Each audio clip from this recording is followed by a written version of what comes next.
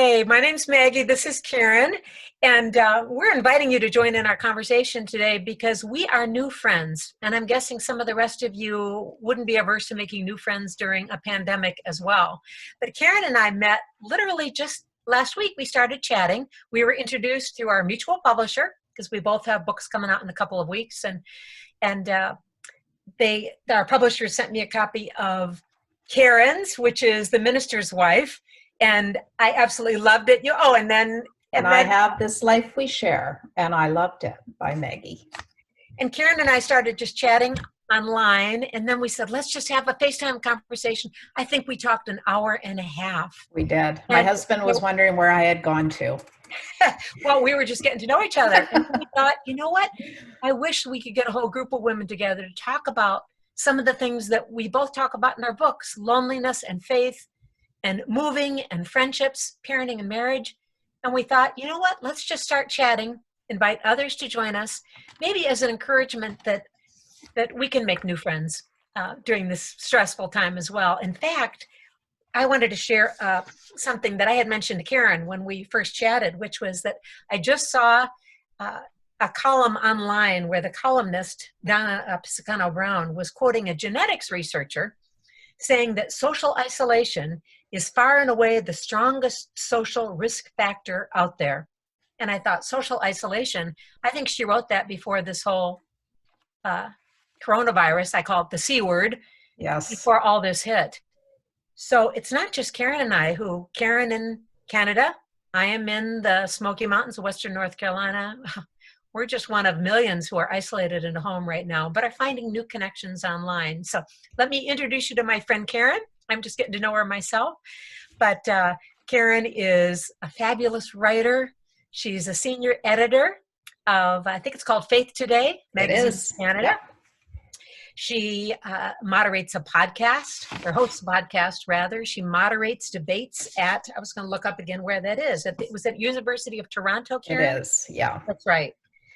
Debates, I said, this is way over my pay grade to do anything like this. But the Religion and Society series at the University of Toronto, a debate between leading atheists and theologians. I thought, you go, girl. I could not do that. To me, that would be scarier than moderating a presidential debate because, you really got to up your game there. And then Karen and I both are married to pastors. That's one of the things we have in common. Karen and her husband, Brent, pastor in Ottawa. Ottawa, yep, you got it. Yeah. And my husband and I do here in the Smokies. So this is my friend, Karen Stiller, the author of my favorite new book. You can see all the places that I'm marking, The Minister's Wife. And Maggie, this is a very marked up version of your book that I think your editor would be like, what has she done to this beautiful book? But I have highlighted, I have post-it noted, and I've made all kinds of notes. So This Life We Share, 52 reflections on journeying well with God and others. And so what I learned very quickly about Maggie is that she's a woman of great wisdom who is in a place of sharing wisdom, which I love. I love that you are speaking so confidently and so compassionately into the lives of other women in particular, although I don't think your book is just for women, that's for sure, but I connected deeply with it. And I know that a lot of that wisdom comes from all your experiences. So Maggie is a speaker, a dramatist, a blogger, and an author, and she's based in Western North Carolina, which she's already shared. And Maggie, what you said about my debate moderating, I will say right back to you in terms of getting up on a stage and stepping into a character. I literally have nightmares about that kind of thing. So I am in awe of you. And I watched a short performance of you as Mary, the mother of Jesus, on your website. And I found it deeply moving, and I was in awe of your skill. So I love that you've poured that experience and your wisdom into this book that people are going to find moving as well as extremely practical. So thank you. And it's just lovely to connect with you too. Well, you too, Karen. And I think one of the many things you and I have discovered we have in common is we have a shared passion to tell not only our other stories, but the stories of others who aren't here. Yeah. You tell with permission some of the stories in your book that clergy couples and women in particular have shared with you. Mm-hmm. I share those in mine as well, some with names changed, but always with permission. And I think it was C.S. Lewis who said that we read to know we're not alone. Yeah. And I think you and I both write for the same reason. That's why your book came, The Minister's Wife, a memoir of faith and doubt, friendship and loneliness, forgiveness and more.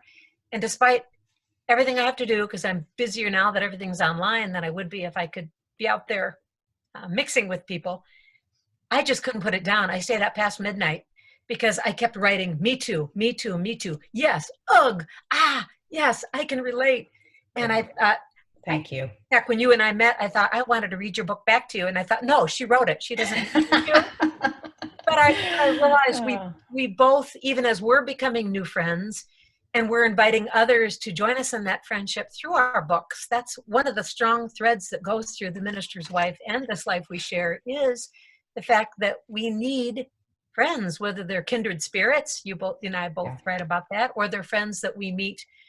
I like to call it either walking side by side or working side by side or worshiping side by side. Now that latter category for clergy wives, that can be a little bit dicey, worshiping side by side. Can you speak into that for a minute? Karen, why is it challenging for clergy wives in particular to have their BFFs in their own church? Yeah. Well, one thing, first of all, let me say that you write beautifully about friendships. And the chapter that I loved so much is called Kindred Spirits. And you write, at our core, we want to be cared for, even as we care for others. We want to know we're not alone.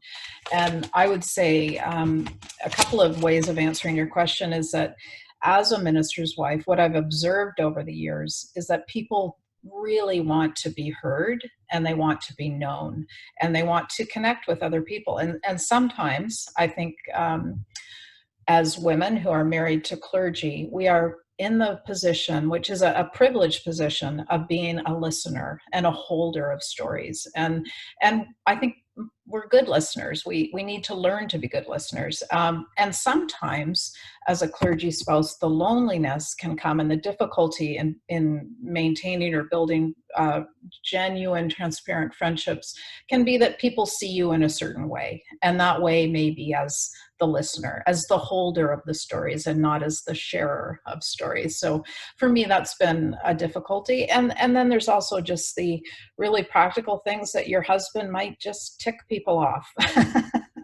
And then your good friend might leave the church, and then it becomes really awkward. That can happen. There's no phrase like "we're leaving the church" that I think strikes as much fear and sorrow into the heart of a clergy couple, because you take it personally, even if they're leaving the church because of, I call it the fill in the blank reasons. Yeah. We need a better youth group or a bigger choir or a fill in the blank. We understand it. We can empathize, but it's still hard.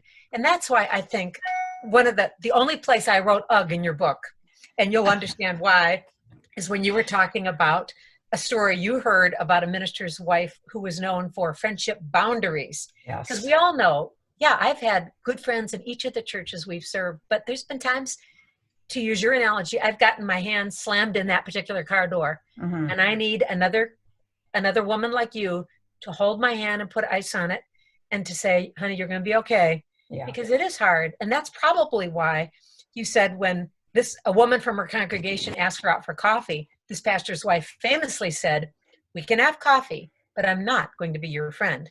And I read that and thought, I almost screamed. I thought, I would never say that to somebody, but all I can think is she's a woman who's been hurt. Yes. So she's got her boundaries up.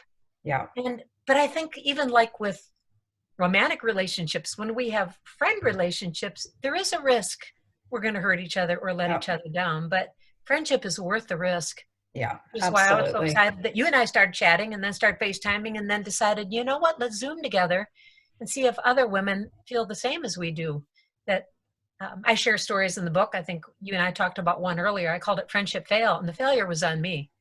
It was on actually, I'll tell you, it was actually another clergy wife who we had a disagreement, and she had shared something in public about someone that I happened to know was not true, and I would never confront somebody in a group about that. That would be shaming to do that. Yeah. So I called her privately, and I think she was even privately embarrassed.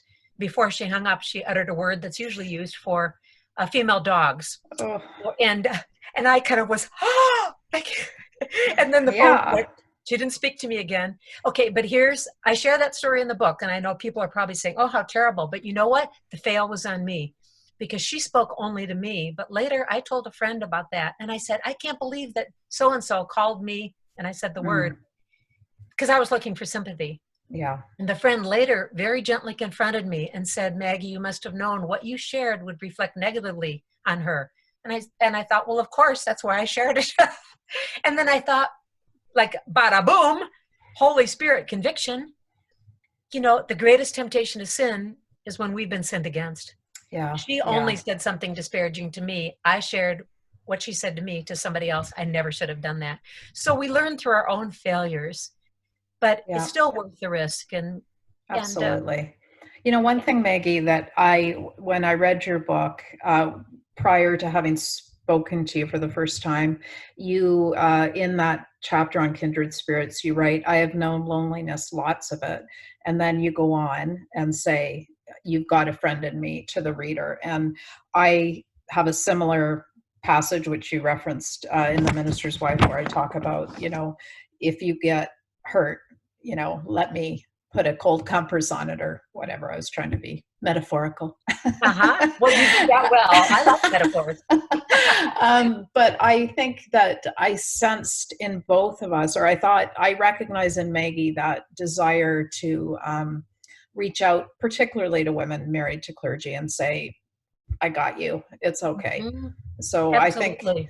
I think, we want to tend to each other. That's right. I used to be in a group at our former church. We called it the Sisterhood of the Fishbowl.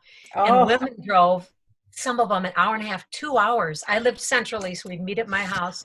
We were all different denominations, but we just needed to talk where, number one, we weren't violating confidences because we didn't know each other's congregations.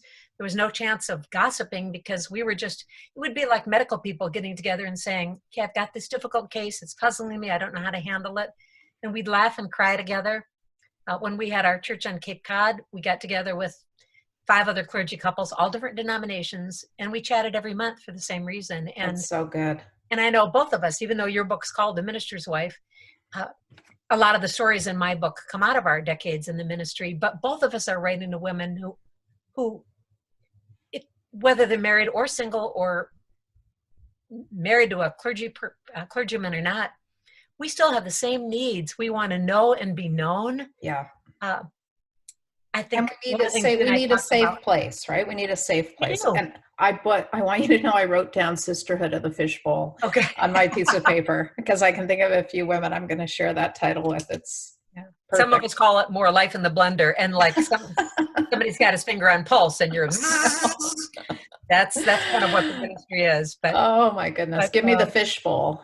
Yeah, exactly. Or the glass house, as sometimes they say. And yet we both know it's a huge privilege too, because in the ministry, people are inviting you to come alongside them in their best and their worst moments. And often that works out really well. But one of the things you wrote about too in yours, and we've experienced, is sometimes when you come alongside them in the hardest moments, when they're dealing with stuff like that's imploding a family, pornography or addiction or infidelity. Yeah.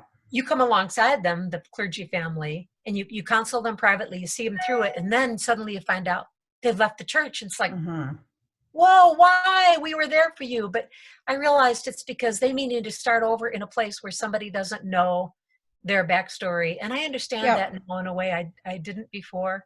I think that's true. That's right. There's a beautiful way that you put it when you said, sometimes the pastor reminds people of what they meant to do and who they meant to be and the mistakes they make. He might hope to always be a reminder of forgiveness, but he ends up being a picture of judgment, whether he wanted to be that or not. And the good ones never want that. And they don't. Yeah. I'm not there to judge anybody. In fact, often we laughed when we first talked about our husbands don't always like to admit in public what they do for a living because people either are like politely horrified, right, or they suddenly are like, oops, what did I just say? Exactly. Yeah, I've seen that, like thinking back, what have I already admitted to? Yeah, exactly. And like, is he going to use? No, if God accepts you, how could we not? We're not here to judge you. We're not here to condemn you or condone. We're just here to listen and be your friend. And we are real people with our own stories too. Like we have pasts and we've made mistakes and we've We have. done whatever. Like I mean, that should be the big leveling field of our faith. We know how far we've all fall short. And so, you know, we just happen to be married to the guy preaching, right? That's right. But everything we've been through, I think, makes us more useful in his hands. I agree. Because who can relate to a pastor's family who says, gosh, well, if you just do like we do, look at our kids are great. They're all walking with the Lord. We come from Christian families. We got plenty of money in the bank. No, people can't relate to that. God uses our woundedness. Yeah. And that's why I think for you were so transparent in your book and just so funny. I just wanted to read it to my husband afterwards and then start a little book club where I could read online. Oh, thank you, Maggie. And I know we were going to keep our chats till 20 minutes or so they're accessible. Yeah. And we're already running out of time. But one of the, Karen, you and I, when we were talking, we had a couple of suggestions for men and women listening in, is to say, how in the world do you make connections during this time of isolation? Yeah. Okay. And that reminds me of what I think is one of your funniest lines from your book, which is from the same chapter about Kindred Spirit, where you say, have you ever tried to set up a play date for your husband? I laughed out loud. I love that line. That is so good. And I was like, honey, because I need I process verbally, like you and I are talking like, boom, like this. And there's times when my husband's been really down or discouraged. And I've said, well, how about if you go do golf or let's have this couple over? And he's like, I'm not ready for that yet. And I realized I'm doing what I was doing for my kids. And and I think that article you wrote that Christianity Today republished about how do you help a husband through a crisis like this when suddenly he's having to do everything virtually. Yes. You saying you were sending your husband all kinds of helpful articles on how you can do ministry better online. And after a while you think, whoa, back off. I just got to take care of the needs at home. Yeah. I can't be his associate pastor. Yeah. And you know what? I think as difficult as it is for people married to clergy to make friendships at times, it's even more difficult for the pastor. And I've really observed that over the years. Like if we feel lonely, I think they feel lonelier, and we can only be so much for them. And it's just so good for a pastor to have people in their lives who don't need them, actually. Absolutely. Yeah. So, but what we had been talking about was reaching out to people with the hand of friendship during this time. And so we were thinking that if you can reach out to someone that you don't know well or who you think might be lonely and just say, hi, it doesn't have to be more than that. Hi, I'm thinking of you. And then if you could almost like reach back to someone who you love, a really good old friend, and just tell them how much you love them. That I know I've been trying to do that a little bit as I have felt prompted, and I'm sure you have too, Maggie. And it's just such a good thing to do. Oh, I've reconnected with friends I haven't seen since college, with others, because we are all at home now. And it makes a huge difference in our mental and emotional well-being to say, use technology. Yeah. FaceTime. If you need to send a note in the mail, then do it. The Pony Express is still out there. They're still delivering the mail. But it's also important to remember, we'll never be best friends with everybody, but we can make new friends at any season of life, just like you and I have quickly become friends over our shared interests. And I want to share just one quote, because I love this from your book, Karen, where you and your other minister wife friend, Fauna, were talking about moving. In fact, that's going to be the subject, I think, isn't it, of our next conversation? I think we should. Moving, because Canada and the US, we're both in cultures where people are mobile and they move a lot. And it's very hard starting over. We just did 18 months ago, and I wept thinking, how will I ever find new friends here? Thankfully, I have a faith community that warmly embraced us, and it was kind of easier than when I was in the ministry. But you said you asked Fauna whom she kept in touch with from the small city where you first met her. She named a few people that you couldn't remember, and then she said, it's like I have a quiver on my back. And every time we move, I bring the friendships of a few people with me. They are the arrows I carry in my quiver. Yeah. And that is the mental image I am carrying with me, Karen. I know, it's so good. It's such a good image she has. Who are the arrows in our friendship quiver? Who can we contact this week and say, I just want you to know how much you mean to me. I don't know where this pandemic is going to take us. I mean, speaking personally, I'm in one of those vulnerable groups. I hate admitting it. I mean, in my heart, I'm 25, but according to my birth certificate, I'm almost 67. And so everybody my age is like, what? We're vulnerable. We're high at risk. It's like, we want to be the ones serving others. We don't want to be the ones hiding at home behind a mask. But so if this coronavirus hit me, I have to realize my age makes me at risk. Yeah. But boy, until I go, I want to do whatever I can to press, love and empathy and faith. Yes, Absolutely. absolutely. Yeah, and I can tell you, there's clergy wives out there. They're getting this as a gift from me.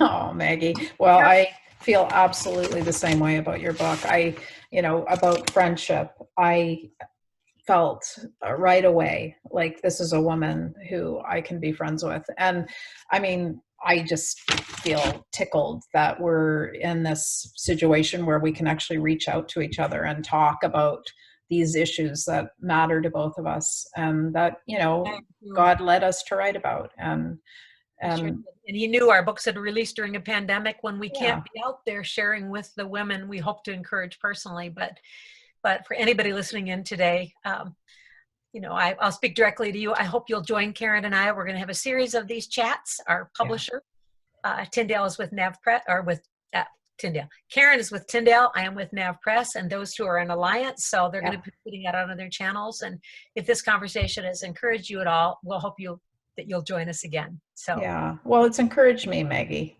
Good. It has me too. I actually feel a lot less alone here. So thank you. Thank you. And we'll talk again soon. We will. Okay. Bye-bye.